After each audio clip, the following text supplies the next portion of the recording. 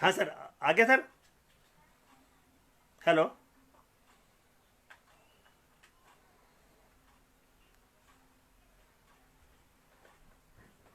मत देख रहे मोबाइल।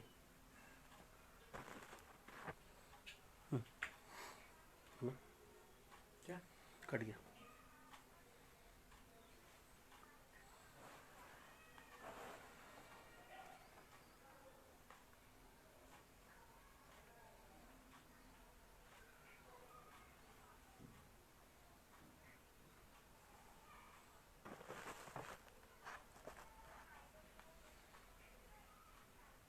जी सर, आइए ना। हाँ, आप दिख रहे हैं? अभी हल्के से क्लिक कर दीजिए मेरे ऊपर। जी जी। एक मिनट रुकिएगा। पहला।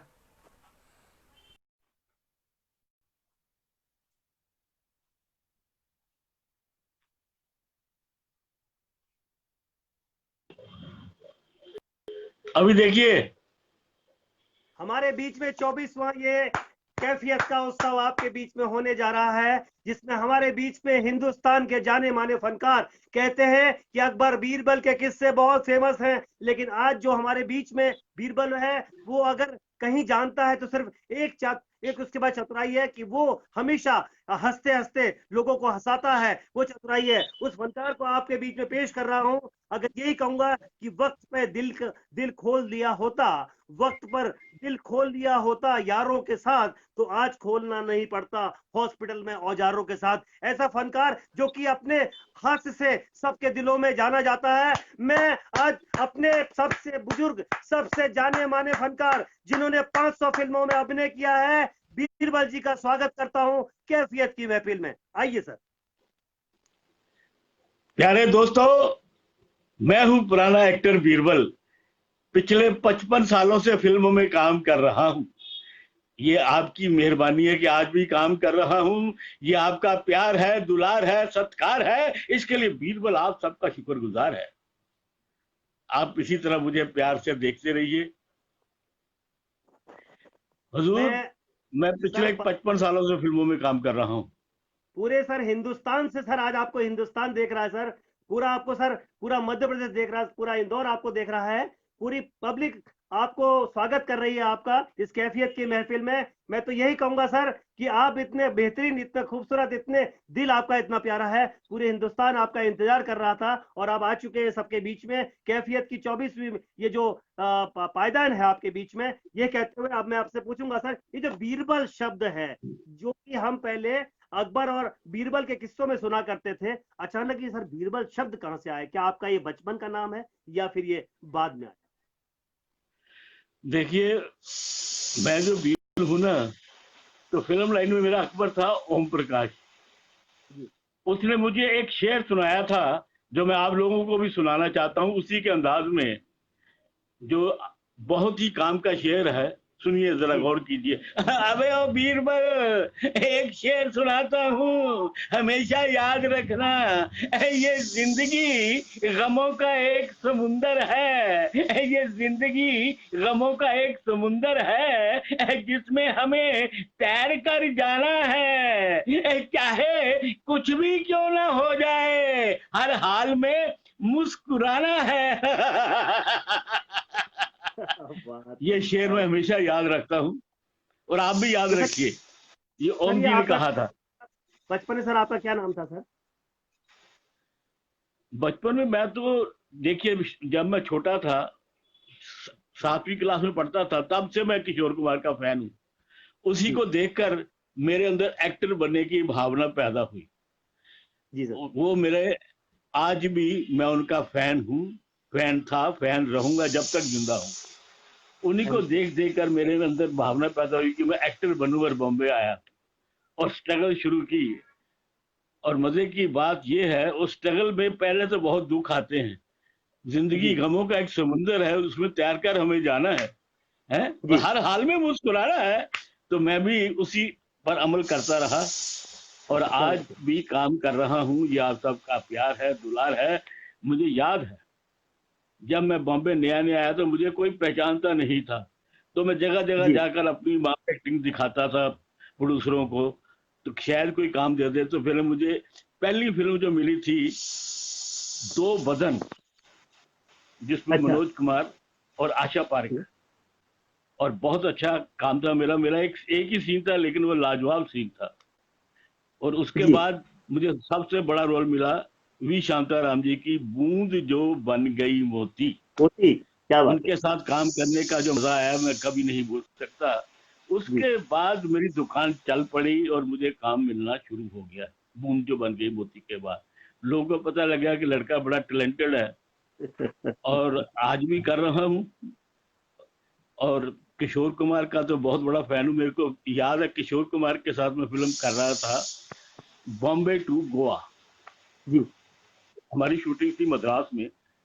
तो किशोरदा को किसी ने बोला, ये बीरबल आपका बड़ा फैन है। नहीं सर, तो बीरबल मुझे नाम कैसे पड़ा सर? बीरबल नाम कैसे पड़ा वो बता दीजिए। मैं हमको आपको बीरबल नाम कैसे रियल पड़ा? किस्सा सुना रहा हूँ आपको। जी तो जी मुझे जी किशोर कुमार ने बुलाया, कहता, जी। अरे बांगड़ू, हम्म। हमने सुना है कि जी। तुम हमारे गाने गा गा कर लोगों को बहुत बोर करते हो। मैंने कहा कि मैं आपका फैन हूँ। कहता, जी कौन सा जी फैन? कैसल फैन, जी। उषा फैन, सीलिंग फैन, कौन से फैन? मैं कहा वो नहीं, मैं आपका फैन हूँ। आप ही से प्रेरणा लेकर मैं एक्टर बनने आया हूँ, और आज जी। थोड़ा थोड़ा काम कर रहा हूँ। कहता, हमने सुना है कि तुम हम्म, गाना गाते हो हमारा। मैंने कहा, हाँ। जी, और सबको बोर करते हो। तो जी, अच्छा मैं कोशिश करता हूँ। कहता, आज हमारा मूड भी बोर होने का है, तुम हमें हमारा गाना सुनाओ। तो मैं अच्छा। घबरा गया किशोर कुमार के सामने। मैंने कहा, किशोर दा, आपका हम्म, चुराया हुआ माल आपके सामने कैसे पेश करूं? कहता, नहीं, हम सुनेंगे, अवश्य सुनेंगे, बांगड़ू सुनाओ। तो फिर मैंने कौन सा गाना सुनाया, मन जनाब ने पुकारा नहीं, क्या मेरा साथ भी गवारा नहीं, मुफ्त में बन के चल दिए तन के, वल्ला जवाब तुम्हारा नहीं, मन जनाब ने पुकारा नहीं। क्या बात है। तो बोले, बांगड़ू, तुम तो अच्छा गा लेते हो। मैंने कहा, जी ये साहब आप ही को देख देख कर सीखा है। और उनका आशीर्वाद मिलने के बाद तो मेरे में और भी जोश आ गया। फिर मैंने मुड़कर नहीं देखा, काम करता गया करता गया करता गया, और आज भी कर रहा हूँ। ऐसे फिल्म लाइन में मेरे बहुत सारे मजेदार किस्से हैं। अच्छा सर, मैं एक आपसे एक किस्सा बात, मैं देवानंद। सर आपको सर देखने वालों के संख्या बढ़ती जा रही है। 40-42 हो गए सर, 100 तक, 100 तक पहुंचेंगे। आज करीब 8 से 10 हजार लोग आपको देखेंगे।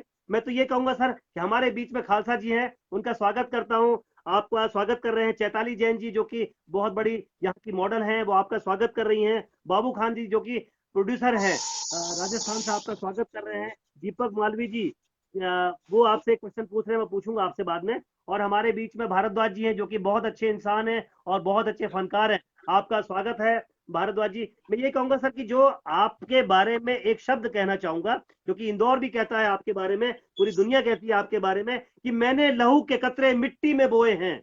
मैंने लहू के कतरे मिट्टी में बोए हैं, खुशबू जहां भी है मेरी कर्जदार है। खुशबू जहां भी है मेरी कर्जदार है। आज मेरे सामने जो फनकार है, ये फनकार किसी खेत में बोया हुआ वो पौधा नहीं है। ये फनकार वो है जो कि दिल्ली से निकला था और उसने मुंबई में अपने सपने बोए थे। वो भी कहां पर? खेत के मेड़ों पर अपने सपनों को बोया था, जहां पर लोग चलते हैं। न जाने कितनी बार लोगों के घास वो पैरों को छूती है, और कभी कभी वो अच्छी लगती है और कभी कभी खराब लगती है। ऐसा फनकार मेरे बीच में है, जबकि मेहनत से आज अपने को उसने स्थापित किया है। और मैं सर यही कहना चाहूंगा कि आपने कैसा महसूस किया जब आप इंडस्ट्री में आए? बहुत सारे लोग मिले आपको, बहुत पुराने पुराने लोग जो कि स्थापित थे। एक ऐसा फनकार जो कि दिल्ली से निकला था और उसके पास ऐसा कुछ भी नहीं था कि कुछ एक्स्ट्रा ऑर्डनरी हो। कैसा महसूस किया आपने उस पर? हजूर, मेरा कोई गॉडफादर भी नहीं था। मैं अकेला ही आया था स्ट्रगल करने, जी और काफी रगड़े खाए, ऐसी बात नहीं। रगड़े खाने के बाद ही काम मिलता है। जी। हेलो। हाँ जी सर, मैं यही कह रहा था सर कि आज आपके पास जो 500 से ज्यादा फिल्में हैं, शायद एक रिकॉर्ड होगा पूरे पूरे दुनिया में, इसलिए आपको जाना जाता है। जिस दिन आपको बीरबल के नाम से मैंने अपने ऐड किया था और आपने अपना वीडियो डाला था, न जाने कितने फोन मेरे पास आए थे कि ऐसा जो इंसान जिसने की पूरी 3 से 4 पीढ़ियां जिसने देखी हैं, पूरी दुनिया ने देखी है, पूरे हिंदुस्तान ने देखी है, ऐसा फनकार मेरी कैफियत को आज महकाने वाला है। और शौर्य नमन हमारे बीच में एक संस्था है जो कि पूरे हिंदुस्तान में शहीदों के जो सैनिक होते हैं, उनके बच्चे जो शहीद होने का बच्चे उनके अनाथ हो जाते हैं, उनकी वो हमेशा उनकी परवाह करती है। ऐसी शौर्य संस्था को मैं नमन करता हूँ, शौर्य नमन को। और यही कहता हूँ कि आपका फेवरेट डायरेक्टर कौन रहा? मेरा फेवरेट डायरेक्टर, जी देखिए वैसे तो मैंने बहुत बड़े बड़े डायरेक्टरों के साथ काम किया है, लेकिन वी शांताराम जी, उनका तो जवाब नहीं। ऐसा डायरेक्टर मैंने आज तक नहीं देखा, इतना डिसिप्लिन वाला। और उसके बाद राज खोसला जी मुझे बहुत अच्छे लगते थे। उन्होंने अच्छा मुझे तराशा, जी 2 बदन के बाद उन्होंने मुझे हर फिल्म में अपनी काम दिया। जी और एक फिल्म शरीफ बदमाश थी, जी उसकी शूटिंग के लिए हम लोग गए थे श्रीनगर। जी तो शूटिंग के बाद देव साहब थे, देव साहब मुझे बोले कि बीरबल आओ, Birbal let us have a walk and some talk, come on. अब देव साहब ने बुलाया, पड़ा पीछे पीछे दौड़ रहा था हुजूर। वो इतनी फास्ट चलते हैं, मैं आपको बयान नहीं कर सकता। थोड़ी देर के बाद जब मैं थक गया, मैं क्या देव साहब अब मुझसे चला नहीं जाता, come on you are young boy. मैंने कहा जी यंग बॉय तो आप है, मैं तो ओल्ड बॉय हूँ। कहता never say you are old, you are as old as you feel. Try to live in the company of beautiful girls. You will never feel old. उन्होंने मुझे जो फार्मूला बताया और आज भी मैं उस पर अमल करता हूँ। उसके बाद हम दोनों एक चट्टान पर बैठ गए, जी तो मुझे बातों बातों में पता चला कि देव साहब भी किशोर कुमार का बहुत लाइक करते हैं।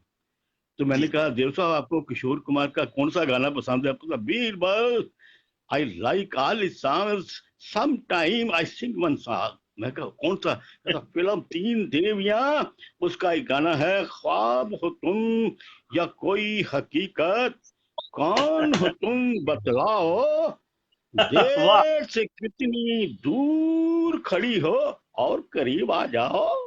तो मैंने कहा देव साहब यही गाना आप तरन्नुम में सुनाइए। तो उन्होंने, सच कहता हूँ, तरन्नुम में सुनाया वो गाना, तो मैं सुनकर दंग रह गया कि वो इतना अच्छा गा भी लेते हैं। उन्हीं की याद में इस गाने की थोड़ी सी मैं पंक्तियां आपको सुनाता हूँ। जी सर, जरूर सर, जरूर। ख्वाब हो तुम या कोई हकीकत, कौन हो तुम बतलाओ, हो देर से कितनी दूर खड़ी हो और करीब आ जाओ, बात है। मिल ही जाती हो तुम मुझको हर मोड़ पर, मिल ही जाती हो तुम मुझको हर मोड़ पर, चल देती हो कितने अफसाने छेड़ कर, चल देती हो कितने अफसाने छेड़ कर, ख्वाब हो तुम या कोई हकीकत,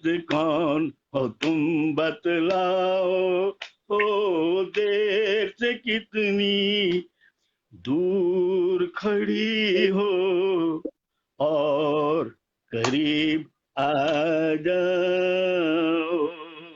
क्या बात है सर, क्या बात है। पूरा हिंदुस्तान आपको देख रहा है सर, और 1000 लोग आपको देख रहे हैं सर। अभी समझिए एक हॉल आपको पूरा देख रहा है। यही कहूंगा सर कि जब 500 फिल्मों में काम करने वाला ये फनकार 500 से ज्यादा फिल्मों में काम कर चुका है, आपको कभी ऐसा लगता था कि उस डायरेक्टर के पास जाऊं, कि इस डायरेक्टर के पास जाऊं, कि इस शूटिंग में जाऊं, कि उस शूटिंग में? ऐसा कोई किस्सा आपको याद है?